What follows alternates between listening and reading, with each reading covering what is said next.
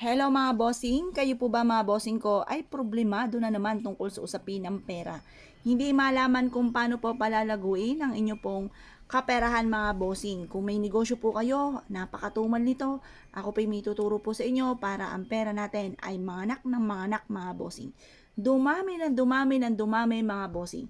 Pero syempre mga bossing, kailangan kalmado ka lamang kasi once na ikaw ay nape-pressure, gustong gusto mo na makamit ang mga pangarap ninyo, gustong gusto nyo magkaroon ng malaking benta, mentras po ito mga bossing ko na lumiliit. Kaya kailangan kalmado ka lamang. Basta lalagyan nyo po ito ng kumbaga yan ng sipag at tiyaga at ganoon din po ang pananalig sa mahal na Panginoon.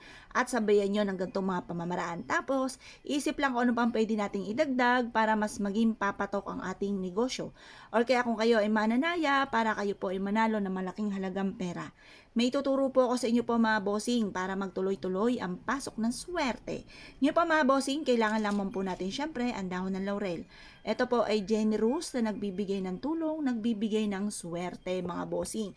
Ito po ay subok na at paborito ko po ito mga bossing. Kasi dati mga bossing, nag-wish po ako sa kanya, napakaliit na halaga lang ng aking wini-wish na idagdag sa amin pong kita. Pero grabe po mga blessing na dumating sa pamamagitan po nito. Ngayon po mga bossing, basta't naibigay nyo itong gawin, asya, lumarga na po kayo mga bossing.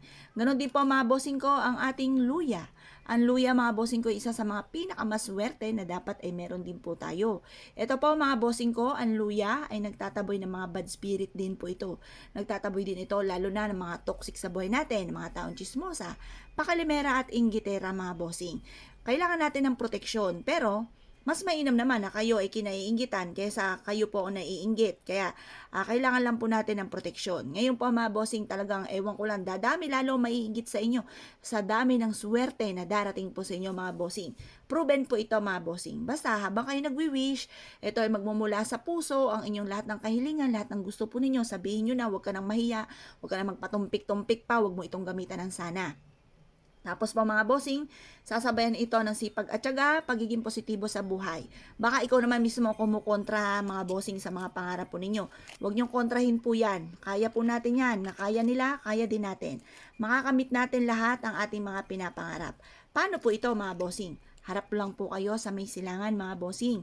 Tapos, mag-wish po kayo mga bossing. Sabihin nyo, sa pamamagitan ng aking sipag at tiyaga, double time sa pagkayod, lahat ng mga pangarap ko ay matutupad.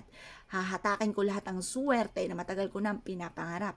Ngayon pa mga bossing, i-wish nyo na ng todo-todo lahat ng nais po ninyo. Pagtapos na po kayo mag-wish, eto po mga bossing, kayo ibilad nyo lamang sa sinag po ng araw. Sabihin nyo po, magkakaroon ako ng malaking benta, magkakaroon ako ng negosyo na dito na ako yayaman. Basta positive ka lang mga bossing, huwag mo agad susukuan ng mga pangarap ninyo. Ang tingnan nyo na lang mga bossing ko, yung mga tao na nagsimula sa wala at ngayon naging matagumpay sa buhay, na kaya po nila, kaya rin po natin yan mga bossing. Basta positive ka lang, lagi nyo ima-mindset na magiging matagumpay ako sa buhay. Lagi nyo sasabihin po yung mga bossing paulit-ulit.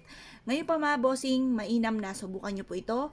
Pagtapos ng alas 8 ng umaga, ilagay nyo po ito sa inyo pong bag, ilagay nyo po sa inyo pong pitaka, or ilagay sa inyo pong bulsa, bitbitin kahit saan kayo magtungo at susundan kayo ng swerte.